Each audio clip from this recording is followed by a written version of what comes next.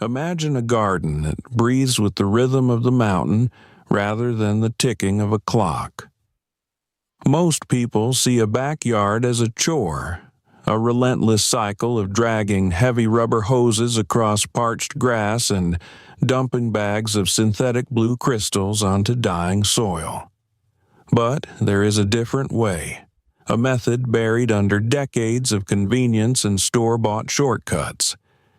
This is the story of a self-sustaining ecosystem designed to thrive for 20 years without a single turned valve or a mechanical pump. It begins with the heavy scent of damp cedar and the sight of a single spade biting into the dark, cold earth of a northern slope. To build this, you don't need a degree in engineering or a massive construction crew. You need a 55-gallon drum, a pile of rough-cut stones, and the patience to watch how water moves when the clouds break over the ridge. This is not about decorative flower beds. It is about survival, independence, and the quiet dignity of a harvest that grows while you sleep. The first secret to a garden that never thirsts is the Walipini, or the sunken greenhouse. Picture a rectangular excavation 6 feet deep, carved into the side of a gentle hill where the sun hits at a sharp angle. The walls are not made of thin plastic that rattles in the wind, but of thick, compacted earth and stacked field stones gathered from the perimeter of the property. When you step down into this pit, the air changes. The biting cold of a December morning in Zone 5 vanishes, replaced by a humid, heavy warmth that smells of rotten leaves and germinating seeds. This structure uses the earth as a massive thermal blanket. While the surface temperature drops to 10 degrees Fahrenheit, the soil 4 feet down remains a steady 50 degrees Fahrenheit. This is the foundation of the sovereign life, using the literal weight of the planet to keep your food from freezing. System 1 focuses on the invisible movement of heat through water. Inside the Walipini, along the northern wall, sit 6 heavy, black-painted 55-gallon steel drums. They are filled to the brim with 330 gallons of clear well water. During the short, bright hours of a winter afternoon, the sun pours through the angled glass roof, hitting the black surface of those barrels. They don't just sit there. They act as a battery. The water absorbs the solar radiation, heating up slowly until the metal is warm to the touch. When the sun dips behind the tree line and the frost begins to creep across the glass, the barrels begin their work. They release that stored energy back into the air, a slow, radiant pulse of heat that keeps the peppers and kale from shivering. There is no humming heater, no electric bill, just the silent transfer of calories from the sun to the liquid, and from the liquid to the leaf. To make this garden water itself, we look to the Hugelkultur bed, System 2. This is not a flat row of dirt, but a massive, mounded spine of biological energy. You start by digging a trench 2 feet deep and 4 feet wide. Into this trench, you drop the heavy, rotting trunks of downed oak and hickory trees. These logs are heavy, damp, and covered in a thick carpet of emerald moss. They feel like cold iron in your hands. On top of the logs, you layer smaller branches, then a thick mat of fallen maple leaves, and finally, a foot of rich, dark topsoil mixed with aged manure. This mound rises 3 feet above the ground like a long, soft grave for the forest. The biological function of the buried wood is revolutionary. As the logs slowly decay over the next 20 years, they act like a giant underground sponge. When the spring rains fall, the water soaks deep into the mound, saturating the cellular structure of the rotting timber. During the brutal, dry heat of an August afternoon, when the surface soil turns to gray dust, The roots of the tomato plants dive deep into the mound. They find the reservoir of moisture trapped in the wood fibers. The wood releases the water slowly, sip by sip, ensuring the plants never wilt. You can walk away for a month, and the moisture remains locked inside the heart of the mound. It smells like the floor of an ancient forest, musty, sweet, and full of life. The surface of this mound is a riot of intentional diversity. You don't plant a single crop, you plant a community. Tall, sturdy corn stalks rise like golden pillars, providing a natural trellis for the rough, winding vines of pole beans. The beans are the hidden chemists of the garden, pulling nitrogen from the air and fixing it into the soil through tiny nodules on their roots, feeding the hungry corn. Below them, the broad, prickly leaves of pumpkins sprawl across the dirt. These leaves act as a living mulch, shading the soil from the sun's glare and preventing evaporation. Every square inch of the mound is working. The sound of bees humming through the squash blossoms is the sound of a system in perfect balance. The water itself is harvested from the sky using a simple, gravity-fed diversion. A modest 10 by 20-foot shed roof, tilted toward the garden, can catch over 120 gallons of water during a single 1-inch rainfall.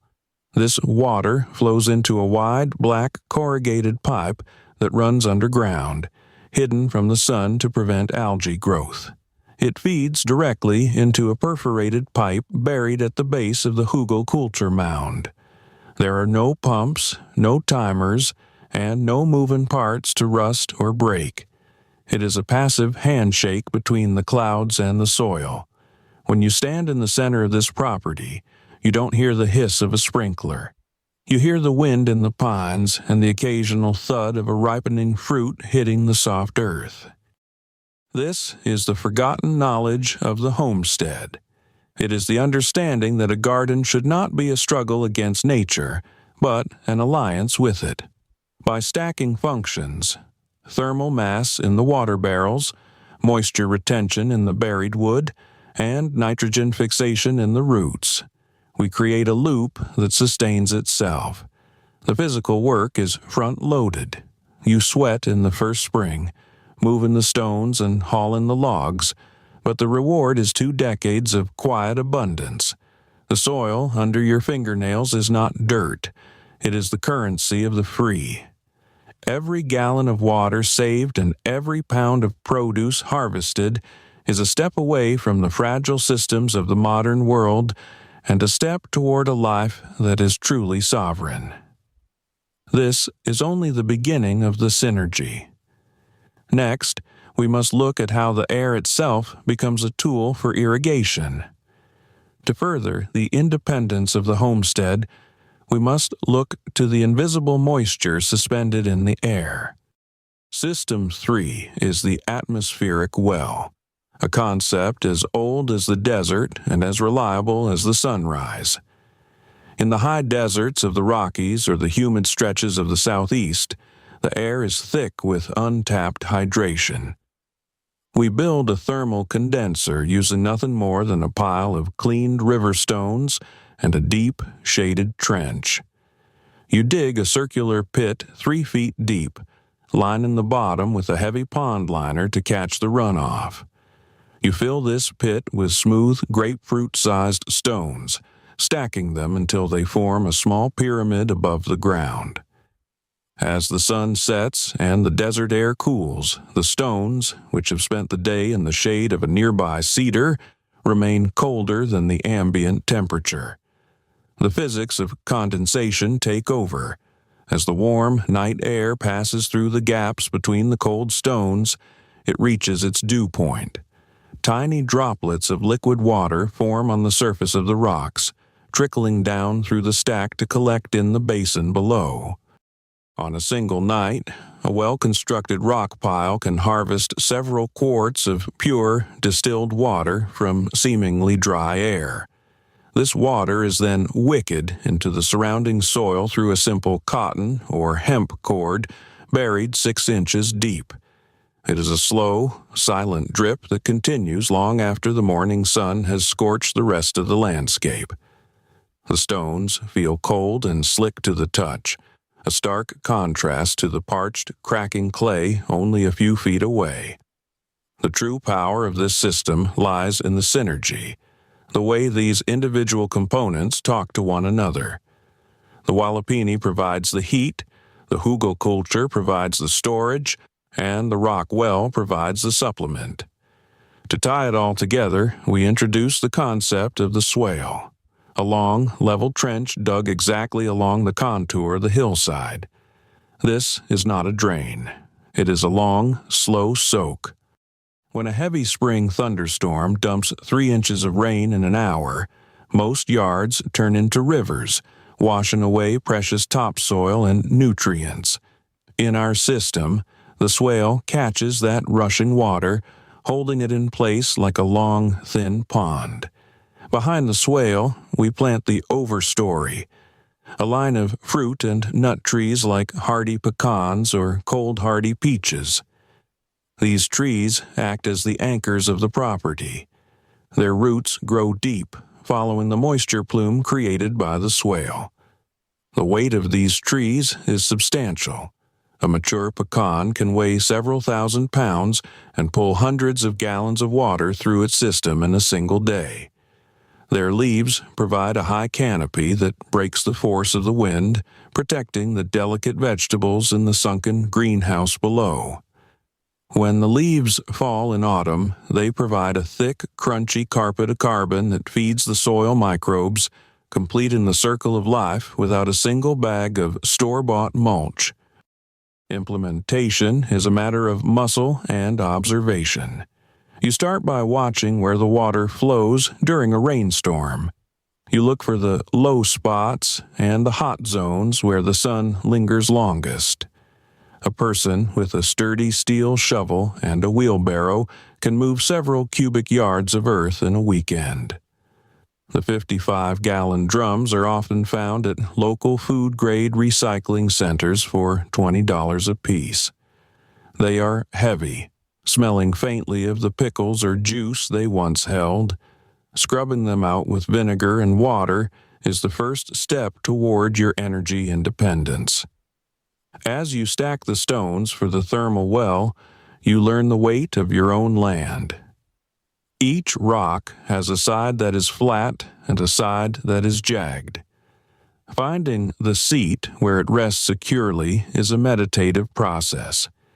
It is blue-collar wisdom in its purest form, understanding that gravity is your best employee because it never goes on strike and it never asks for a raise.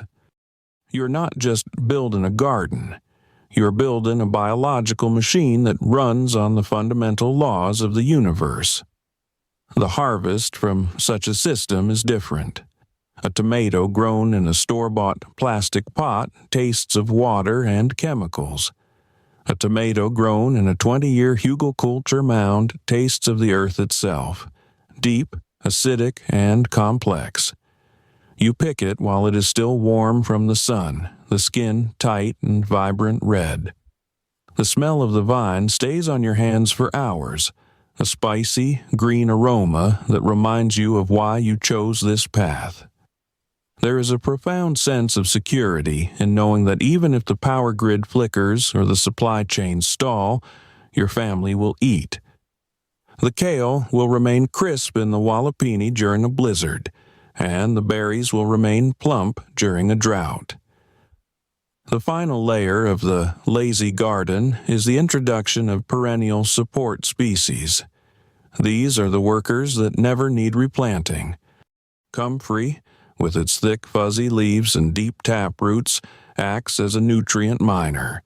It reaches 10 feet into the subsoil, pulling up minerals like potassium and calcium that other plants cannot reach. You chop and drop the leaves twice a year, laying them at the base of your fruit trees as a natural, high-potency fertilizer. Then there is the Russian olive, or the autumn olive, which fixes nitrogen in the soil while providing tart, red berries for the local birds. By inviting the birds, you invite the pest control. A single pair of bluebirds will patrol your property, eating thousands of caterpillars and beetles that would otherwise feast on your greens. Sovereignty is not a loud political statement. It is a quiet, physical reality. It is found in the stack of firewood seasoned under a shed roof, the jars of preserved peaches lined up in a cool cellar, and the knowledge that your land is more fertile today than it was a year ago. When you look out over your yard, you don't see a list of chores. You see a living, breathing testament to your foresight. The lazy garden is only lazy because you were smart enough to let nature do the heavy lifting. You have traded the frantic, fragile pace of modern life for the slow, resilient pulse of the seasons. As the sun sets over the ridge, casting long, purple shadows across the mounds and the stone walls, you can hear the crickets beginning their nightly chorus. The air is cool, the soil is damp, and the water barrels are humming with stored warmth. You're no longer a consumer waiting for a delivery. You're a producer, a steward, and a sovereign. This is the forgotten knowledge returned to the hands of those willing to work for it. This is the way life was meant to be lived, grounded, independent, and free.